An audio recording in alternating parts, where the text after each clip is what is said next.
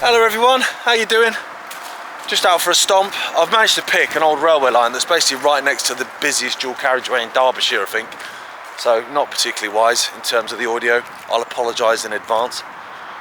It's nice that way though, isn't it? Anyway, I was wondering, as I do, how do I essentially make myself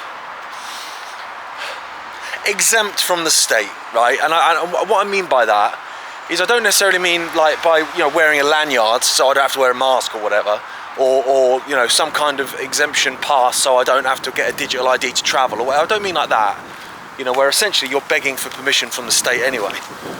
What I mean is how do I take myself out of the game? How do I take myself off of the chessboard so that I can't be controlled, gaslit, manipulated, used, or whatever, in many and various ways?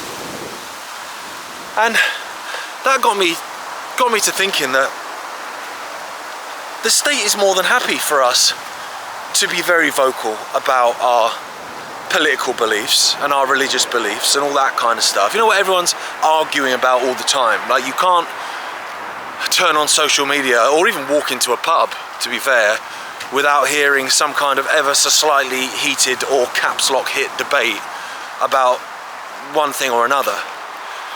And I'm thinking, like, a lot of the people that are kind of anti-establishment or will consider themselves to be anti-establishment are part of that. Like, they're ranting about something, like they're right. They might be ranting against the state or ranting against this or ranting against that, but they're still on the chessboard shouting at other pieces. And then I thought about what voices get amplified, because the voices that get amplified are the ones that the state, in many of its various guises, in terms of, whether it be through the media, whether it be through Silicon Valley or, the British equivalent of, the ones that get amplified are the ones they don't have a problem with. Like, they're the ones that they're quite happy to have, out there. And so I thought to myself, well, actually, okay, there'll probably be a political way of thinking that's preferable to the establishment, but that changes, right? So you'll have a very woke era where that's everywhere, and then you all of a sudden that'll flip on its head, and the pendulum will swing, and you'll have this whole sort of so-called anti-woke agenda, and that will get promoted. And so, the left is winning, and then the right is winning, and when the right's winning, it's censoring the left, and when the left's winning, it's censoring the right. And all that stuff's going on, and it twos and fro's over time. Now, I'm old enough to remember, like, both sides winning and losing multiple times. But then when you step back and you go, oh mate, well, they're more than happy for this, aren't they, right? Because if the left is cancelling the right, then people are getting cancelled, and speech is being eroded. Free speech is being eroded. Freedom of expression is being eroded. Freedom to protest is being eroded. And then it flips again, and then the right are in power, and they start cancelling the left. And so speech is getting eroded. Freedom of expression is getting eroded. Freedom to protest is getting eroded. So it actually kind of doesn't matter what side's doing what. It's happening. And because it keeps to and fro in between the two sides, everyone's getting cancelled eventually, right? So they're more than happy with us to pick a side, politically. And they will amplify voices on both sides. And then you tie that into religion as well. So you've got all the voices from this religion, all the voices from that religion, all barking at each other, shouting at each other, all getting amplified. And it's something I've noticed in terms of the algorithms as well. Like, if you're on the right, or you're, whatever religion, and you're shouting and you're hollering about the other side, the other religion, the other political side, whatever, you will get amplified to hell. Like, the algorithms are on your side. But then if you're on the other side and you're doing the same, the algorithms will amplify the hell out of you as well. And so what you get is two polar opposites, which are essentially the same, just with a different label attached, shouting at each other, trying to shut each other down, calling for censorship, calling for the destruction of the light, whatever. That's fine. The establishment's happy with that. So what you have, I told you it was noisy. So what you have is people that consider themselves to be anti-establishment. And don't get me wrong, you know, it's easy to get sucked into this. I'm not being a dick. Like, I can get sucked into this too. But people that claim to be anti-establishment, anti-system, that are actually just playing into its hands massively. So you've got people that would consider themselves to be anti-establishment, labelling themselves enemies of the state or whatever. You know, they're over there in Israel now licking the wall, like everyone's there at the minute for whatever reason. And then you've got the people that would consider themselves to be anti-establishment on the other side, shouting and barking, and everyone's shouting and barking at each other. Both sides being elevated.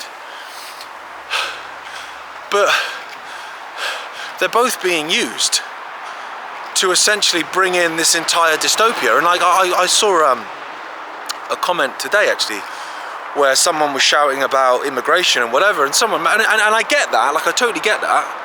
I've got a problem with mass immigration as well. It is a problem, but you know, someone shouted just basically saying, well, to be honest, mate, if we're all got our eyes on that ball, no one's watching the ball of this incoming bloody hell for everyone that they're trying to bring in, which doesn't actually discriminate between immigrants and natives, and it doesn't discriminate between religions, and it doesn't discriminate between political persuasions.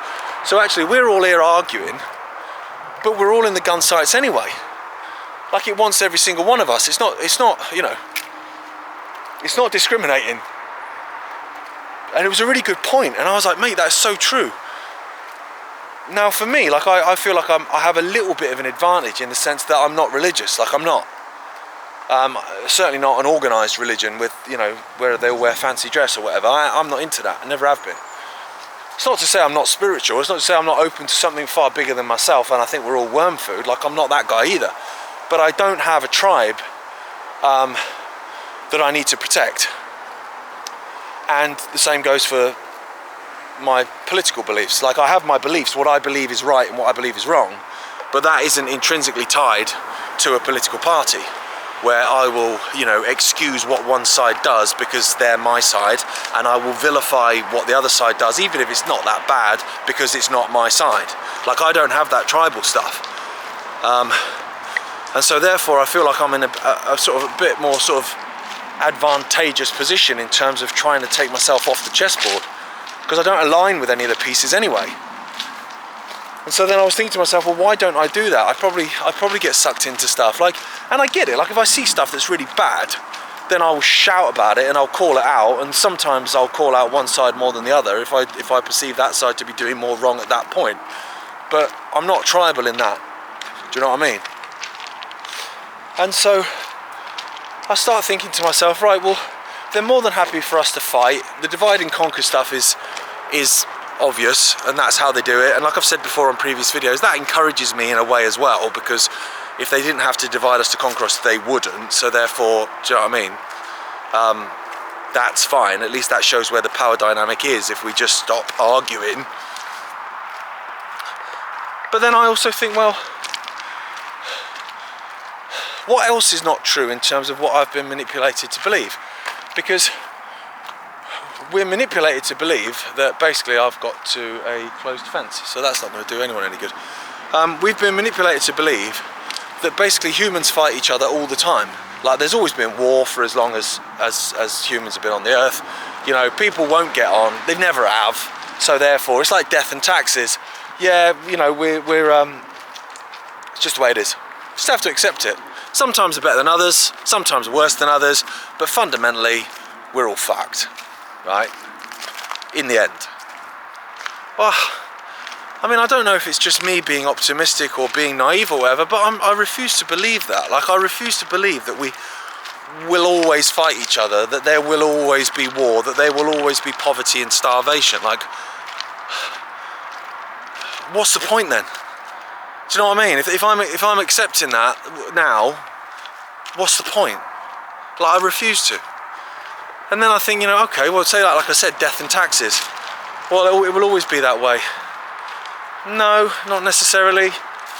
It will always be that way as long as we accept it's that way. And so now I'm thinking, okay, I'm going to be more conscious now, actually, of taking myself off of the chessboard, of not getting sucked in to you know, the arguments that they would like me to have. Not that I argue that much anyway, but I probably argue more than I should. And that's not to say that I'm just going to go, oh, do you know what? I'm going to be a mouse now. I'm not going to get involved. Like, that's not in my nature, so I'm not going to be like that. But I am going to make more of a conscious decision to not partake in their game, because I think that's what they fear the most, is people not shouting and arguing and even shouting and calling out the state. I think what fears them the most is people that just refuse to play. Because if you play the game, even if you're opposing them, you're still playing the game, and the game's kind of rigged because it's their game. So maybe by refusing to partake in it and refusing to take the bait and refusing to get sucked into certain things, that actually you can find you're actually more of a problem for them.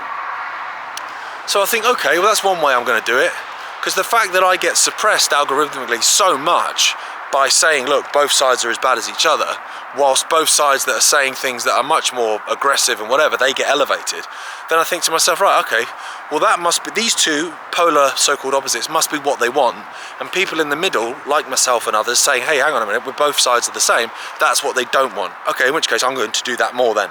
And if that means then I'm algorithmically suppressed, then that's fine, whatever. At least I know I'm over the target. And another part of it, I guess, which plays into the death part, like, I'm not going to say like I'm immortal, because I'm well aware that I'm not, and I'll be honest with you, I don't want to live forever like walking down an old railway path next to a dual carriageway. Like, that's not my forever life. But in terms of aging, I guess, in a way, because I've been, you know, grey beard and stuff, I've been focusing on that a little bit. God, I am getting older, I'm creaking, and I make noise when I pick stuff up off the floor now. I wear shorts all year round. I've reached that age. And I thought to myself, well, I hear that a lot. Well, that's what happens when you get older. Yeah, but is it? Does it have to be? So actually, I'm thinking now, and I'd love a few comments actually if people are doing this. Like, what do you do in terms of, you know, not reversing aging? I don't want to be like Benjamin Button, but I mean in terms of, you know, looking after yourself a little bit better, giving yourself a bit more energy, because I am tired a lot of the time, mentally and physically. And so I think, you know, I'm going to fight back against the state by refusing to partake in its game, and above the state. Obviously the state is just a conduit for this cult to get through to us, but the massive state, the global state. So I'm fighting back against that by refusing to play its game. So that's one way I'm doing it. And another thing that I think I could do to really piss it off is be healthy. Do you know what I mean? Like, and that's mentally healthy too. I don't just mean physically, not that I eat that badly anyway, but, you know, sometimes, you know, you probably have a few too many beers, or you don't sleep as much as you should, and you get stressed about stuff, which obviously has an effect mentally and physically. Actually, I'm not going to do that anymore. Because, you know, I've heard the saying so many times, like, if you've got your health, you're a millionaire, right? So it's like, yeah, okay. So I'm going to focus a little bit more on that, folks. So I'd love some comments in terms of what you're doing, not only in terms of health and aging and aches and pains and just generally, you know, having more energy or whatever, and you know, mentally having more energy, being more focused, but also what you do to take yourself out of the matrix, I guess, the left-right paradigm, the arguing, the boxing ring that is social media and the pub and the world. You know, what do you do to take yourself out of that? Because I think we need to, don't we? I think we need to, because I think as long as we agree to play their game, because they've set the rules, they can almost guarantee victory in that sense. So how we beat them is by not playing it. Certainly not playing by their rules, but playing by our own. And we'll give that a go and see where that gets us, eh?